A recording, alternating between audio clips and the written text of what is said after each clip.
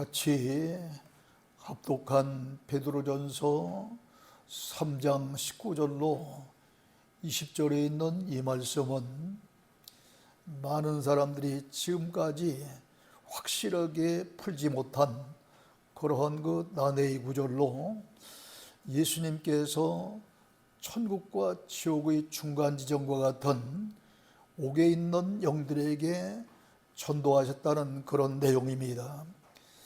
이 내용은 믿음으로 말미암아 구원받으리라고 하는 구원론과 상치되는 그런 말씀으로 아주 난해한 말씀 중에 하나입니다. 성경 어디에도 이 중간 지점이라고 하는 옥이라고 하는 그러한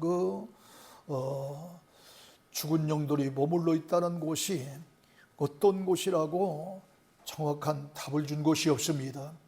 그럼에도 불구하고 이 난제 구절인 베드로전서 3장 19절로 20절에 있는 이 말씀과 같은 성경 난해 구절을 자의대로 해석함으로 말미암아 소위 이단이나 사이비 같은 종교들이 속출하고 있는 것입니다. 오늘 우리는 분명하게 이 옥에 갇힌 그런 영들이 어떻게 구원받을 수 있겠는가, 이 사실을 분명히 잘 깨닫고 우리들이 이해함으로 말미암아 엉뚱한 이단설에 혹은 사이비가 부르짖는 그러한 그 말에 현혹되는 성도가 한심령도 없기를 주의로 축원합니다. 그런데 세상 모든 그런 종교 가운데에 가장 큰 종교의 하나인 그런 이 가톨릭교, 우리가 믿는 성경을 믿고 하나님의 말씀을 믿는다고 하는 이 가톨릭교에서 이 난해 구절을 이제 근거로 해서 소위 연옥선을 주장하고 있습니다. 이 연옥이란 옥이란 곳에서 천국에 가기에는 자격이 좀 부족하지만 그렇다고 해서 지옥으로 갈 정도의 큰 죄를 지지 아니한 죽은 사람들의 영혼이 머무는 곳으로 천국과 지옥의 중간 처소라고 주장하는 곳이 바로 이 옥입니다. 이곳에서 세상에서 지은 죄가 완전히 씻겨질 때까지 고통과 연단을 받아 청화되면 비로소 천국에 갈 수 있다는 것입니다. 그러나 옥에 있는 영들이 어떻게 고통과 연단을 받는 그러한 그 과정에서 깨끗이 그들의 죄가 씻어지는 그런 청화의 과정을 거쳐서 그들의 죄가 완전히 씻음받고 천국에 갈 수 있겠습니까? 그러므로 지상에 있는 그 죽은 영들을 위해서 가족이나 친지나 친구들이 천주교에서 드리는 그런 미사를 드린다거나 또 상당한 액수의 헌금을 넣는다거나 제물을 바친다거나 또 교회 봉사를 하면은 그 죄가 보상이 되어 마침내 천국에 들어갈 수 있도록 청화된다고 주장하는 것입니다. 그것으로 끝나지 아니하고 이렇게 그들을 위해서 하나님 앞에 상당한 그런 헌금을 바치고 그들을 위해서 기도하면은 죽은 영들이 죄가 있을지라도 그 죄를 면제받는다고는 소위 면제부라고는까지 고액을 받고 팔아먹는 도저히 있을 수 없는 그런 일들이 지금까지도 가톨릭에서는 자행되고 있는 것입니다. 그러나 구원은 어떤 것으로도 사고 팔 수 있는 그런 것이 아니라 믿음으로 받는 그런 것이 바로 구원이요 물과 성령으로 거듭난 자가 받는 하나님의 선물이라고 요한복음 3장 16절에 보면 하나님이 세상을 이처럼 사랑하사 독생자를 주셨으니 이는 그를 믿는 자마다 멸망치 아니하고 영생을 얻게 하려 하심이라 그랬고, 요한복음 3장 5절에 보면 사람이 물과 성령으로 거듭나지 아니하면은 하나님 나라에 들어갈 수 없느니라 그랬습니다. 이렇게 성경은 예수 그리스도를 주님으로 믿는, 다시 말하면은 하나님으로 믿는 그런 그 믿음 있는 사람들에게 물과 성령으로 거듭나는 그런 그 하나님의 큰 선물을 주심으로 말미암아 이 거듭난 자가 구원을 받으리라고 그랬습니다. 그런데 가톨릭에서는 이제 미사를 드리고 상당한 헌금을 드리고 교회 봉사와 같은 그런 그 헌신을 하면은 이제 그들이 구원받는다는 그런 그 주장을 하는데, 이것은 결코 성경과 위배되는 일입니다. 여러분, 사도행전 8장 13절로 20절에 보면은 이 사마리아 사람들, 이스라엘이 남쪽과 북쪽으로, 우리 한국이 남한과 북한으로 이렇게 나누어지듯이 남쪽에는 유다 사람들이 예루살렘을 중심으로 이렇게 살고 있고, 북쪽에는 사마리아를 중심으로 살고 있는데, 이 사마리아는 많은 그런 이방인들과 더불어 심지어는 전쟁으로 말미암아 혼연적까지 살고 있는 그런 곳이므로 믿는 사람들이 별로 없었습니다. 그런데 이제 이 사마리아도 스데반 집사의 설교 이후에 이 빌립 집사의 헌신적인 그러한 그 전도로 말미암아서 말씀 받은 사람들이 점점 들어갔습니다.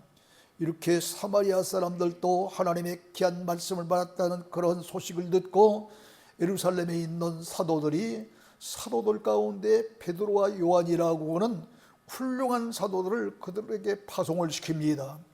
그래서 이 베드로와 이 사도 요한이 이 사마리아에 가서 말씀을 받았다는 사람들을 위해서 그들에게 손을 얹고 안수하니 그들에게 성령이 임했습니다. 이때에 유명한 마술사 한 사람이 있었는데, 누구냐 하면 시몬이라고 하는 마술사입니다. 근데 시몬이 사도들이 안수할 때에 이렇게 성령 받는 것을 보고서 자기의 돈을 들여서 이 권능을 내게도 주어 누구든지 내가 안수하는 사람은 성령을 받게 하여 주시옵소서 하면서 베드로와 요한에게 이야기하니, 베드로가 무슨 말을 하면 네가 하나님의 선물을 돈 주고 살 줄로 생각하였으니 네 은과 네가 함께 망할지어다 합니다. 자, 믿음으로 말미암아 구원받고 하나님의 나라는 물과 성령으로 거듭나지 아니하면 들어갈 수 없느니라고 그랬는데, 이런 이 성령을 시몬이라고 하는 이 마술사는 돈 주고 살려고 한 겁니다. 그런데 이때 베드로는 돈 주고 살려고 자기의 호주머니에서 돈을 꺼낸 이 시몬을 향해서 뭐라고 그래요? 네가 하나님의 선물을 돈 주고 살 줄로 생각하였느냐? 네가 가진 은과 함께 너는 망할지어다 그랬으니, 성령은 돈 주고 살 수 있는 거예요, 없는 거예요? 돈 주고 살 수 있는 것이 아니라 예수 그리스도를 하나님으로 믿을 때에 하나님 주시는 선물이 성령인 줄로 믿으시를 주로 축원합니다. 절대로 돈 주고 세상 어떤 것을 주고도 살 수 있는 것이 성령이 아니란 말입니다. 또 베드로전서 1장 18절로 20절에 보면은 이렇게 말씀하고 있습니다. 너희가 알거니와 너희 조상이 물려준 헛된 행실에서 대속함을 받는 것은, 이 대속이라고 하는 것은 무슨 얘기냐 하면은 바로 예수님이 십자가에 몸부려 피 흘려 돌아가심으로 말미암아 그 많은 그런 그 포작은 죄를 졌을지라도 이제 사함을 받고 구원을 받게 되리라는 그런 말씀이 소위 대속의 은혜입니다. 이러한 거 헛된 행실을 해서 대속함을 받는 것은 은이나 금이나 없어질 그런 것으로 된 것이 아니요 오직 흠없고 점없는 어린 양과 같은 그리스도의 보배로운 피로 된 것이니라 그랬습니다. 이게 무슨 얘기예요? 여러분, 이스라엘 백성들이 430년 동안 저 애굽에서 있으면서 400년은 종살이, 30년은 그런 요셉의 은혜로 지내서 도합 430년을 있었죠.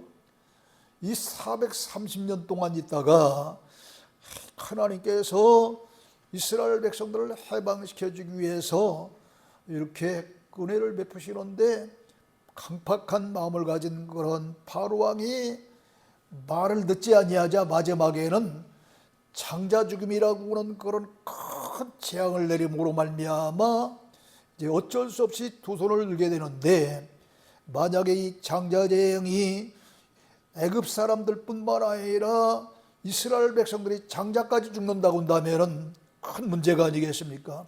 그래서 하나님은 모세에게 어린 양, 점과 티가 없는 순전한 그런 그 어린 양을 잡아서 그때 흘리는 피를 이스라엘 사람들이 문설주와 인방에 바르면 죽음의 사자가 이 장자들을 쳐 죽일 때에 그 피를 보고 그냥 넘어가리라 그랬습니다. 그래서 이스라엘 백성들은 장자 재앙의 죽음을 피하고 오로지 저 애굽의 장자들만 죽음으로 말미암아 바로 왕이 끝내는 두 손을 번쩍 들고 이스라엘을 해방시킴으로 말미암아 이스라엘은 430년 동안이 애굽 생활을 청산하고 광야에 나와 자유로운 몸이 되어졌습니다. 이처럼 죄로 말미암아 죄의 종노릇을 하고 악한 그런 원수마귀의 종노릇을 하던 우리들이 이제 구원받게 된 것은 바로 흠과 티가 없는 어린 양을 통해서 이스라엘 백성들이 애굽에서 해방되듯이 예수 그리스도와 같은 그러한 그 어린 양과 같은 예수 그리스도, 그분이 십자가에 몸버려 피 흘려 돌아가실 때 흘린 너무나도 보배스러운 값진 그런 보혈로 말미암아 구원받았다 하는 이야기입니다. 그러므로 돈 주고 살 수 있는 구원이 아니요 돈 주고 살 수 있는 성령이 아니요 은혜가 아닌 바로 하나님의 그런 그 선물이라는 것이죠. 이렇게 성령이나 대속함은 돈을 주고 살 수 있는 것이 아니라 오로지 예수 그리스도를 믿을 때에 하나님 주신 선물인데, 어떻게 천주교라고 하는 카톨릭에서 주장하는 대로 천국에 가지 못한 그러한 그 영들이 옥에 있을 때에 그들을 위해서 상당한 액수의 헌금을 하고 그들을 위해서 기도하면 구원받을 수 있단 말입니까? 더구나 본문에 보면은 20절 보세요. 뭐라고 했냐면은 그들은 전에 노아의 날 방주를 준비할 동안 하나님이 오래 참고 기다릴 때 복종하지 아니한 자들이니라 그랬습니다. 그러니까 예수님이 가셔서 전도하셨다고는 그러한 그 예수님의 영이 가셔서 전도하셨다고는 그 사람들은 다른 사람들이 아닌 노아 홍수 때에 구원받은 8명의 멸망받은 그 사람들이라고 한정을 하고 있어요. 그렇다고 한다면 그 외에 수많은 사람들은 죄된단 말입니까? 맞지 않는 얘기죠. 그러므로 이제 카톨릭이 주장하는 연옥설은 절대 어떤 누가 뭐라 한달지라도 맞지 않는 설에 불과한 것입니다. 그렇다면 구원의 조건인 물과 성령은 무엇을 가리킵니까? 또 어떻게 받습니까? 요한복음 3장 5절에 보면은 사람이 물과 성령으로 거듭나지 아니하면 하나님의 나라에 들어갈 수 없느니라 그랬습니다. 이 말씀 중에 도대체 물은 어떤 물이기에 이 물로 거듭난다는 말이냐 말이죠. 여러분, 신명기서 32장 2절에 보면은 바로 하늘로부터 내려오는 그 피가 결국 물이잖아요. 피는 하나님의 말씀이라고 그랬습니다. 또한 에베소 5장 26절에도 바로 물로 세례를 받는데 그것은 바로 곧 말씀으로 세례를 받는 것으로 물이 말씀이라고 하고 있습니다. 요한복음 4장에 보면 예수님을 만난 사마리아 여인이 예수님이 주시는 그러한 물로 거듭난 것이 아니라 예수님이 주시는 말씀으로 거듭나서 사마리아 여인이 저 동네에 들어가서 많은 사람들에게 복음을 증거할 때 수많은 사람들이 구름대같이 몰려와 밭이 휘어진 것처럼 많은 사람들이 몰려올 때에 주님은 너무너무 기뻐하시고 좋아하셨습니다. 이처럼 물은 뭐예요? 하나님의 말씀이다 이 말입니다. 그리고 이 말씀을 뒷받침해 주는 아주 정확한 말씀이 베드로전서 1장 23절에 보면 또 있습니다. 너희가 거듭난 것은 썩어질 씨로 된 것이 아니요 썩지 아니할 씨로 된 것이니 바로 살아있고 항상 있는 하나님의 말씀으로 되었느니라 그랬습니다. 그러므로 물로 거듭났다는 이야기는 하나님의 말씀으로 거듭났다는 이야기예요. 따라서 물과 성령으로 거듭난 것은 말씀과 성령으로 거듭났다는 말씀입니다. 예를 들면은 사도행전 10장 44절에 보면은 고넬료가 자기의 친척들과 친구들과 또 들을 모아놓고서 저 요바에 있는 사도 베드로를 초청하여 하나님의 귀한 말씀을 경청하다가 이 성령이 임하여 방언을 하게 됩니다. 또 사도행전 1장 4절에 보면은 예수님께서 승천하기 직전에 감람산에 계셨는데 감람산에 사도들과 많은 무리 120명이라고 하는 그런 무리들이 모였습니다. 그때에 예수님은 그들에게 부탁하기를 예루살렘을 떠나지 말고 내게서 들은 바 아버지께서 약속하신 것을 기다리라. 요한은 물로 세례를 베풀었으나 너희는 몇 날이 못 되어서 성령으로 세례를 받으리라 그랬습니다. 그러므로 아버지께서 약속하신 것은 바로 성령입니다.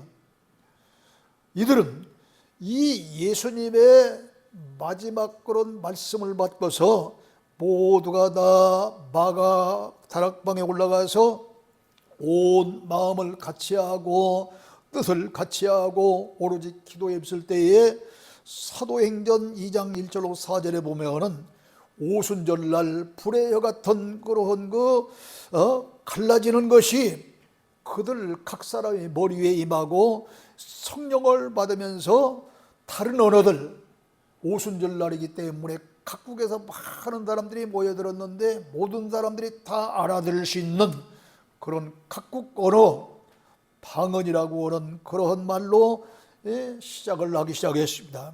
이처럼 성령은 말씀을 들을 때에 임하기도 하고 전혀 하나님의 이제 앞에 나가서 기도에 임쓸 때 받기도 하고 또 주의 종들이 사도 베드로와 요한이 사마리아 사람 말씀 받은 자들에게 안수할 때에 성령이 임하듯이 주의 종들이 안수할 때 임하기도 합니다. 복교단에서는 성령 받을 때에 방언이 임한 것을 보고서 이것을 빙자해서 신학교 입학 자격에 방언을 하지 아니하면은 입학 자격이 없다고 그랬어요. 방언을 해야 입학 자격이 주어지는 것 첫 번째. 그러나 고린도전서 12장 3절에 보면은 하나님의 영으로 말하는 자는 누구든지 예수를 저주할 자라 하지 아니하고 성령으로 아니하고는 누구든지 예수를 주시라 시인할 수 없느니라 그랬습니다. 그러니까 성령으로 하지 아니하고는 예수님을 하나님이라고 시인할 수 없다는 거예요. 그러니까 예수님을 하나님의 아들 곧 하나님이라고 시인할 수 있는 그런 사람은 뭘 받은 자입니까? 성령 받은 자잖아요. 방언을 하지 아니해도 하나님의 아들인 바로 주님은 하나님이라고 시인하는 그런 믿음만 있으면 성령 받은 자인 줄로 믿습니다. 여러분, 방언이 굉장한 줄로 알고 있지만 방언 1만 마디의 방언보다 오히려 알아듣는 말씀이 더 귀하다고 그랬잖아요. 이처럼 이 방언이 때로는 진짜 하나님 주신 방언보다 마귀들이 가져다는 방언이 얼마나 많으니 한국 강산에 떠도는 방언 중에 어쩌면 90% 이상이 마귀가 가져다는 방언인지도 몰라요. 잘못된 방언이 너무도 많아요. 그러므로 여러분, 방언 받지 아니하고 이러한 신령한 언어로 말하지 아니한다 할지라도 예수님을 주님으로 믿는, 하나님의 아들로 믿는 믿음만 있으면 성령 받은 줄로 믿고 여러분 모두가 다 전혀 마음에 흔들림이 없으시기를 주의 이름으로 축원합니다. 아멘. 우리 교회의 특징이 바로 아멘이 없는 게 특징이야. 이거 지금 어디까지 나가요, 이게 지금. 도대체가 아멘이 없는 것은 제 설교를 뭐 좀 개떡같이 해도 찰떡하지 않고 아멘 해야 되는 거 아니에요?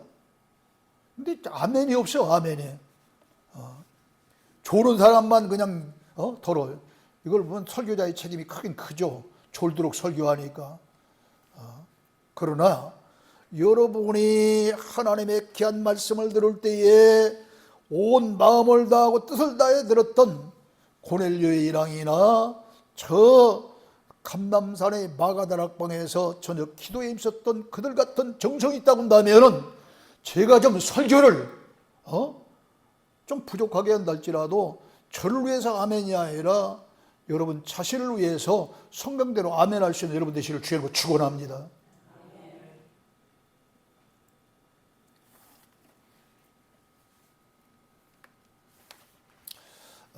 그런데 마태복음 22장 1절로 14절에 오면은 예복을 입어야 구원받는다는 그런 말씀이 나온단 말이죠.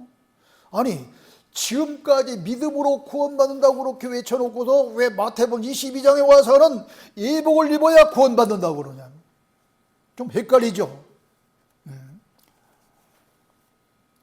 누가복음 23장 42절로 43절에 보면은 예수님 오른편의 그런 십자가에 매달렸던 그런 행악자도 죽기 직전 순간의 믿음으로 예수여 당신이 나라에 임하실 때 나를 기억하소 한마디의 고백으로 구원받는 놀라운 큰 은혜를 받았습니다. 그런 주님을 위해서 특별한 일을 한 적이 없습니다. 아니, 특별한 일은 그만도 교회 나간 적이 없습니다. 주님의 뜻대로 산 일도 없습니다. 그런데도 오로지 죽기 직전 한마디 믿음의 고백으로 구원받았습니다. 이렇게 믿음으로만 구원받는 그런 그 시대를 가리켜서 은혜의 시대다. 믿음으로 구원받는, 주님 위해서 한 일도 없고 교회 나간 적도 없고 뭐 이렇다한 헌신, 봉사, 헌금한 일도 없는데 구원받는, 믿음만 있으면 구원받는 그런 시대를 보여 은혜의 시대라고 그래요. 그러나 이러한 그 은혜의 시대, 이 시대는 처음으로 가고 주님을 위해서 목숨 바쳐 순교한 자들이 원수 갚는 날을 신혼의 날이라고 그러는데, 이런 신혼의 날을 앞에 둔 이제 천환긴 마지막 때를 맞이했기 때문에 예복을 준비해야 된다는 것입니다. 지금 왜냐하면 신혼의 날은 예수님이 재림하실 때 이루어지며 이 재림과 동시에 신랑 예수 그리스도와 신부인 우리와 영적 결혼이 이루어지기 때문에 그때가 점점 가까이 오기 때문에 예복을 준비해야 된다는 거예요. 결혼식장에 들어가려면 예복이 있어잖아요. 그래서 예복이 필요할 때가 온 거다, 그런 이야기입니다. 그 내용이 마태복음 22장 1절로부터 14절의 혼인잔치 이야기입니다. 어떤 임금이 아들을 위해서 혼인잔치를 베풀고도 종들을 보내서 초청했으나 아무도 이유도 없이 그저 오기 싫어서 오지 아니하니 다시 다른 종들을 보내서 청하니 돌아보지도 않고 밭으로 가는 사람, 사업하러 가는 사람, 또 남은 자들은 종들을 이제 모욕하고 죽이기까지 했습니다. 임금은 군대를 보내서 이 괘씸한 사람들을 다 진멸하고 그들이 살고 있는 동네까지 다 불사르고 마지막으로 다시 종들에게 부탁하기를 뭐라 네거리길에 나가서 누구든지 만나는 대로 남녀노소 건강하거나 병약하거나 뭐 정상적이거나 장애이거나 할 것 없이 만나는 대로 누구든지 다 초청해서 데리고 오라고 했더니 잔치자리에 가득 찼습니다. 그때 임금이 손님을 보러 와서 예복을 입지 않은 한 사람을 발견하면서 친구여 어찌하여 예복을 입지 않고 여기 들어왔느냐 하면서 사환들에게 이 예복을 입지 않고 들어온 그의 손발을 묶어서 바깥 어두운 데 던지라. 거기서 슬피 울며 이를 갈게. 여기서 혼인잔치를 베푼 임금은 하나님이요 아들은 예수 그리스도의 그의 종들은 구약시대의 선지자들 나아가 세례 요한 심지어는 예수님까지 해당되는 말씀입니다. 왜냐하면 예수님은 하나님의 아들이면서 초청하는 종의 역할까지 하셨기 때문입니다. 마가복음 1장 15절에 보면 때가 찼고 하나님의 나라가 가까이 왔으니 회개하고 그의 복음을 믿으라 그랬습니다. 마태복음 11장 28절에 보면 수고하고 무거운 짐자들아 다 내게로 와서 쉼을 얻으리라고 이렇게 말씀하신 그런 하나님의 아들 역할 말한 것이 아니라 초청자로서의 종의 역할까지 하셨기 때문에 이 예수님은 하나님의 아들이요 초청자인 종의 역할까지 한데 마지막 시간에 아무나 다 만나는 대로 초청해서 이제 온 그런 손님들을 보니까 그 잔치자리에 어떻게 돼? 가득 찼다 그랬어요. 이 가득 찼다는 이야기는 마지막 시대에 교인들이 많다는 그런 말씀입니다. 그러나 임금이 들어와 손님 중에 예복을 입지 않은 자를 보고 책망하고 그의 손발을 묶고 바깥 어두운 데로 던지라는 것은 예수님이 재림하셔서 결혼할 신부 가운데 예복을 입지 않은 자를 그런 자를 심판하신다는 거예요. 그 예복은 어떤 예복입니까? 계시록 19장 7절로 8절에 보니까 우리가 즐거워하고 크게 기뻐하며 그에게 영광을 돌리세 어린 양의 혼인계약의 길을 얻고 그의 아내가 자신을 위하여 준비하였으므로 그에게 빛나고 깨끗한 세마포 옷을 입도록 허락하셨으니 이 세마포 옷은 성도들의 옳은 행실이라 그랬습니다. 예수 그리스도와 결혼할 신부들이 준비한 예복이 빛나고 깨끗한 세마포 옷인데 그 옷을 입도록 하나님이 허락하셨다는 거예요. 그 옷은 성도들의 옳은 행실이라 그랬으니 실제의 옷이 아니라 성도들이 올바로 행하는 믿음, 마음으로 믿고 입으로 시인한 정도의 그런 믿음이 아니라 이제는 말씀대로 살아야 되는 마태복음 7장 21절에 보면 나더러 주여 주여 하는 자마다 다 천국에 들어갈 것이 아니라 내 아버지의 뜻대로 사는 자라야 이제 뜻대로 행하는 자라야 천국에 들어가리라고 그랬잖아요. 그러므로 입만 살아있는 믿음이 아닌 말씀대로 하나님의 뜻대로 행함으로 옮겨 언행이 일치하는 신행이 일치하는 그런 믿음이 있는 성도라야만 바로 이제 예복을 입은 자요 그 행실이 깨끗한 그런 행실이기 때문에 도덕적인 그런 깨끗함이 아닌 주님 뜻대로 주님 말씀대로 사는 그런 성도들이 옳은 행실이 빛나고 깨끗한 세마포 옷을 믿으시를 주로 축원합니다.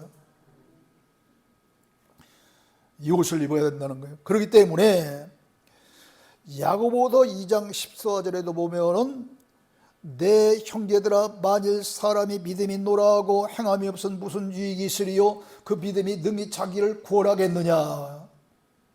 행함이 없는 믿음은 자기를 구원할 수 없다는 거예요. 지금 또 그것으로 끝나지 아니하고 21절 26절에 보면은 아브라함도 아들 이삭을 바칠 때에 행함으로 의롭다 하심을 받았으니 행함이 이제 행함으로 믿음이 온전케 되었다 그랬습니다. 아브라함만 그런 것이 아니라 기생나암 이야기를 또 하고 있습니다. 여리고성을 점령하기 전에 그 여리고성이 어떤 성인지 정탐하기 위해서 정탐꾼 둘을 보내는데, 이 정탐꾼이 순찰대에 들킬까 봐서 이제 기생나합의 집에 숨습니다. 그때 기생나합이 이 자기 집에 숨어든 그런 이 정탐꾼을 숨겨둔 일은 만약에 들키면은 자기의 목이 날아가는 그런 그 위험이 있습니다. 그렇기 때문에 이 나합이 이 여리고성을 정탐하기 위해서 숨어 들어온 그러한 이 정탐꾼 죄 사자를 숨겨둔 것은 자기의 목숨을 걸고 숨겨둔 일입니다. 이러한 믿음, 이런 행합 때문에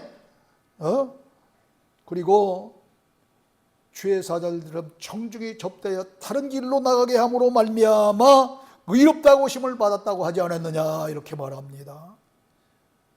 그러므로 마지막 때는 말로만 믿음을 가진 자처럼 행세하는 자가 아니라 주님의 뜻대로 하나님의 말씀대로 신행일치의 믿음을 가진 자가 바로 예복을 입은 자요, 그 사람이 구원받는 놀라운 역사가 있을 줄로 믿으시를 주의 축원합니다.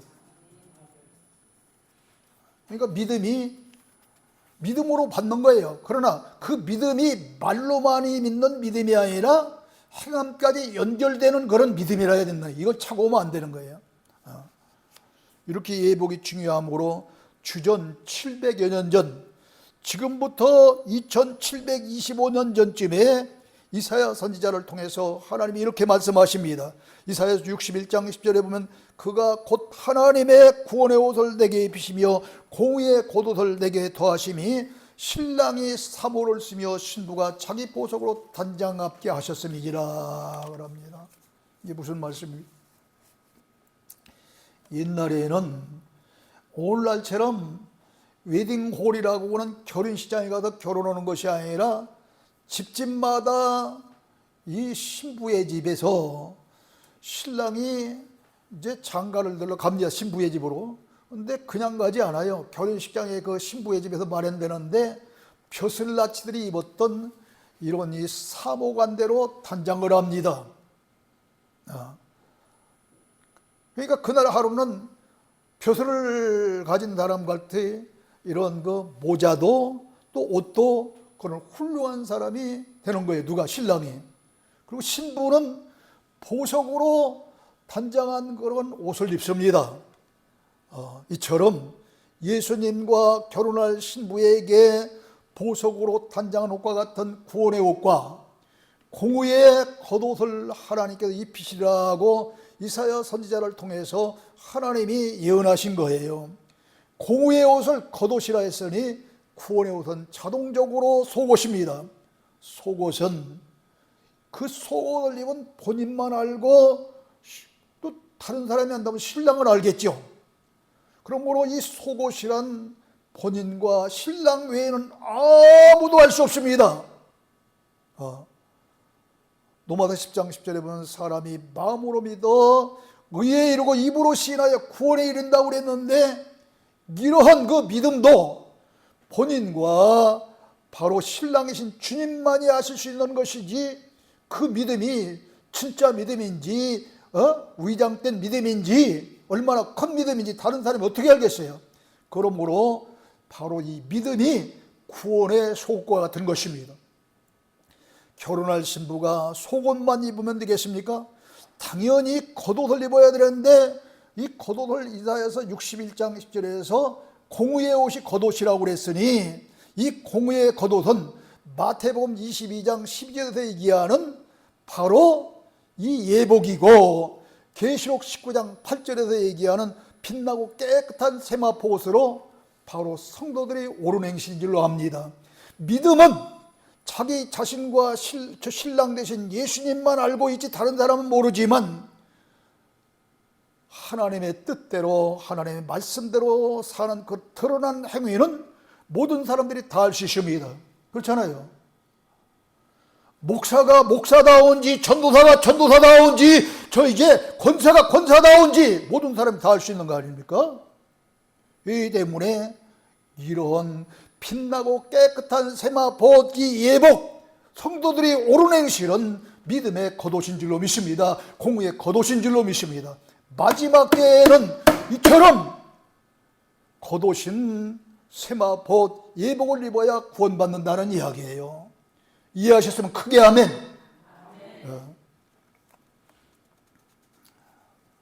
그런데 놀라운 거는요, 자, 계시록 19장 7절로 8절을 보세요. 거기에 보면은 이 예복을 준비할 자는 아내요, 주님은 입도록 허락하셨다 그랬습니다. 준비까지 주님이 해주시는 게 아니에요.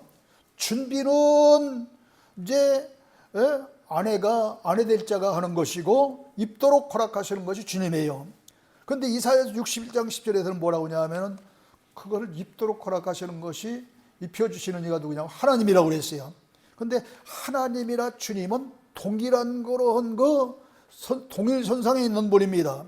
왜냐하면 이사야서 19장 1절에 보면은 마지막 때에 다시 오실 그런 예수님을 가리켜서 뭐라고 그러냐면은 구름 타고 여호와께서 오시리라 그랬거든요. 그러니까 여호와 하나님이나 예수님이나 동일 인물로 취급한 거예요. 그러므로 먼 옛날 이사야 선지자를 통해서 이 예복에 대해 말씀하신 것은 미리부터 신부의 아내 될 그런 우리들이 미리부터 준비하라는 것이고, 준비되어지시면은 결혼날 이 예복을 입도록 허락하시고 입히기까지 하시는 그런 분이 하나님이시라는 거예요. 주님이시라는 것입니다. 사랑하는 성도 여러분, 카톨릭이 주장하는 영옥설은 잘못된 것임을 이제 깨달았습니다. 오로지 믿음으로 구원받되 이제는 예수님 오른편에 십자가에 달리는 해각자처럼 한순간으로 예수여 당신이 나라에 임하실 때 나를 기억하소 하는 정도의 믿음만으로 구원받는 시대가 아니라 공의의 겉옷인 예복, 세마포까지 입어야 구원받는 시대가 도래한 것입니다. 이런 사실을 교훈의 말씀이나 기복적인 그런 말씀으로 알 수 있겠습니까? 절대로 수없이 교훈의 말씀의 설교를 듣고 기복적인 설교를 듣는 그런 사람들은 이런 말씀을 깨달을 수 없는 거예요. 오로지 하나님의 섭리가 무엇이고 하나님의 뜻이 무엇이고 마지막 때 구원의 역사가 어떻게 이루어진다고 하는 것을 잘 알려줄 수 있는 깊은 진리의 말씀, 의의 말씀을 통해서 이런 뜻을 알 수 있고 이런 진리를 알 수 있고 이런 하나님의 섭리를 알 수 있는 것입니다. 그래서 구원의 말씀이 중요한 것입니다. 그래서 우리는 비록 소형교회랄지라도 하나님이 허락하신 그의 말씀이시니 복된 교회예요. 자부심을 가지고 긍지심을 가지고 신앙생활을 하자고 외치는 거예요. 괜히 외치는 게 아니에요 지금. 그런데 이걸 이해 못한다고 한다면 이게 뭐 더 이상 어떻게 해야 되겠어요 제가. 여러분이요, 이제 이 사실을 잘 깨닫고 우리들이 이제 이 말씀을 잘 지키는 성도들이 되어야 되겠습니다. 카톨릭에서는 다른 사람의 죽은 영혼을 위해서 헌금하고 봉사하고 기도하면 그 영혼이 천국 간다고 주장하지만 헛된 것이고, 이제 우리는 우리의 행함이 있는 이 믿음은 구원과 더불어서 모두 자신을 위한 상급으로 이어질 줄로 믿습니다. 고린도전서 3장 10절로 15절에 보면은 이제 믿음의 집을 쳐가는데 금이나銀이나 보석 같은 그런 그 좋은 재료를 지은 사람은 마지막 때에 불탈 때에도 그 금이나 은이나 보석이 불탈 리 없는 것처럼 그 공정이 불타지 아니하니 상급으로 이어질 것이요, 그 믿음이 나무나 풀이나 칡 같은 그런 허술한 믿음이라고 한다면은 불탈 때 다 타 없어지고 마는 것이니 겨우 불 가운데 구원받는 것이라 그랬습니다. 상급 없이 구원받는 것이죠. 여러분, 힘들고 어려운 그러한 그 환경 속에서 헌금하고 또 하나님 아버지 앞에 간절히 또 이제 믿음을 가지고 또 헌신하고 참으로 여러 가지 어려운 일을 감행할 때에 천주교가 되면은 이 헛된 그런 헌금으로 끝날 수 있을지 모르지만 우리는 상급으로 쌓여지는 거예요. 이것이 심지어는 사도 바울이 디모데후서 4장 7절에서 말씀한 것처럼 의의 면류관으로까지 이어질 줄로 믿습니다. 그러므로 여러분이요, 지금 신앙생활이 아무리 힘들고 어려워도 헌금하기 힘들고 봉사하기 힘들고 헌신하기 힘들고 주님 말씀대로 살기 힘들어도 이러한 그 상급과 그리고 멸류관이 있다는 그런 소망을 가지고 믿음으로 사시기를 주의 이름으로 축원합니다. 하나님의 말씀대로 사시기를 주의 이름으로 축원합니다. 하나님의 뜻대로 사시기를 주의 이름으로 축원합니다. 이것이 바로 예복을 입고 또 이제 하나님 앞에 빛나고 깨끗한 그런 세마포옷을 입는 자의 삶인 줄로 믿으시기를 주님의 이름으로 축원합니다. 하나님 아버지 은혜를 감사합니다. 오늘 우리는 저 누가